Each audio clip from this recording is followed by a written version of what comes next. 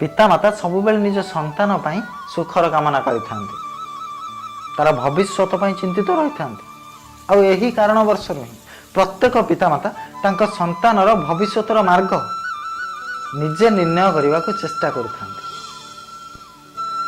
जो मार्ग पितामाता निजे चली थांती, जो मार्गर कंकर पथर को निजे देखि थांती, से मार्गर खरा आउ छाई विषय निजे अनुभव करि थांती। निजर पुत्र मध्य से मार्ग चलु सबु पितामातांकर यह ही इच्छा थाए।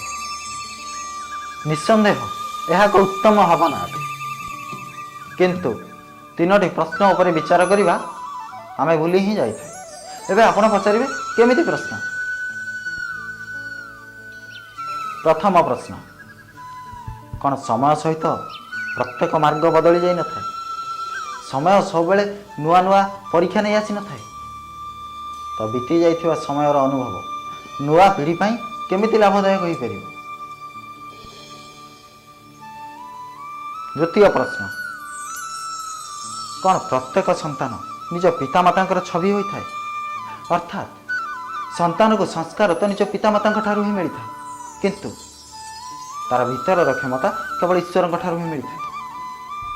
तो ये कथार कौन विश्वास अच्छी जो मार्ग में पितामाता को सफलता मिली, सुख मिली, से मार्ग में चली निज संतान को सुख और सफलता मिल पार? तृतीय प्रश्न, कौन जीवन में संघर्ष और परीक्षा लाभदायक होई न थाए? प्रत्येक नुआ नुआ प्रश्न गोटे नुआ उत्तर द्वारा होई न थाए। तो संतान मानक प्रश्न संघर्ष और परीक्षा ठारू दूरे रखिबा यह सेमानक जीवन पई लाभदायक होइथाए ना क्षति?